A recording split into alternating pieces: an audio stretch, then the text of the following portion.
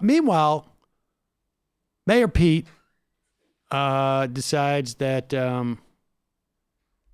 Mayor Pete, I think, is feeling some of his viability, and he needs to find a lane. And I think he thinks it's somewhere between being the young Biden and being the not quite Warren.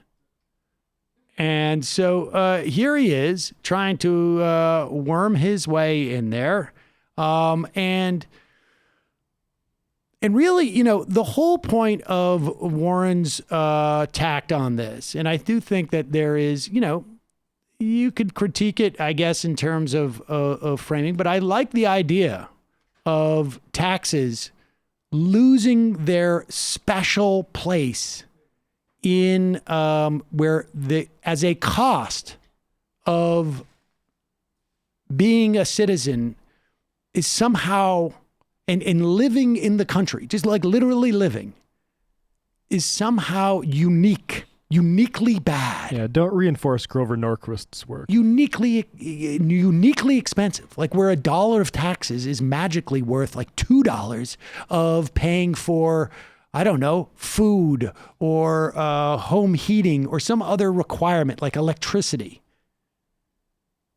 Like, look, you can say there's no electricity tax, but of course there is. No one lives without electricity. You got to pay for it. Yeah, but then you might end up subsidizing poor people's electricity. Right. Well, I guess that's maybe part of it. But the fact is, everybody pays for it. Everybody pays for electricity. That's a cost that's generally associated with probably your wealth. You have a bigger house, you have more electricity bill. But Mayor Pete sees an opening here, and he's going to take it regardless. You know, Senator Warren is known for being straightforward and was extremely evasive when asked that question. And we've seen that repeatedly. I think that if you are proud of your plan, just to be clear, the thing that she's supposedly being evasive about is, will her plan raise taxes? And look, of course it's going to raise taxes. But the point is will it lower costs? And the question is asked in a certain way.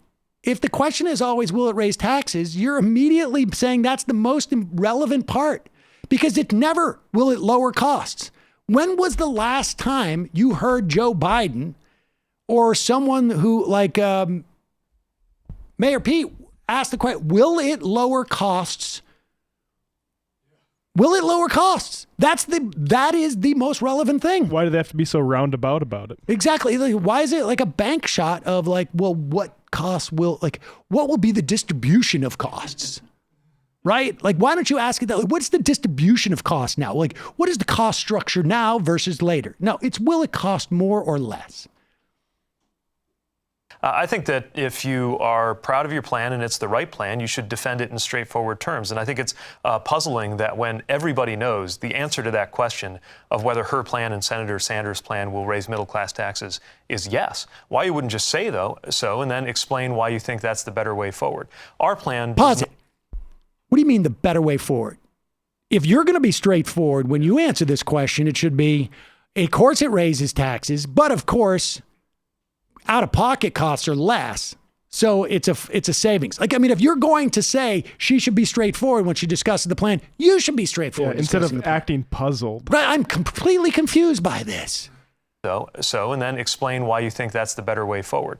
Our plan does not require raising middle-class taxes. It does create a way for everybody to be covered, and I think that's what most Americans want. Look, people are used to Washington politicians not giving straight answers to simple questions, but at a time like this, on an issue this important, that's exactly what we need. Now, I'm sure Jake Tapper's next question is, but does your program lower costs, period? Costs for the consumer? For every single consumer, does it lower costs, period? We want to get straightforward. That's the straightforward question. That's the straightforward answer. It is like, I mean, is there anything more obnoxious honestly, than saying like they're not being straightforward and then being that sort of disingenuous in your critique.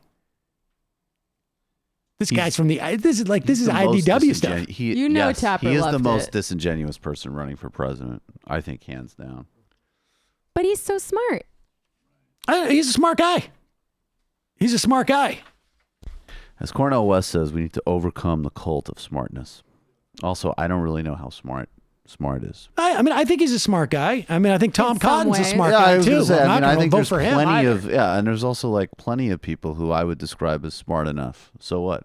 Smartness is a privilege laundered through education. Yeah, that too. He's book smart.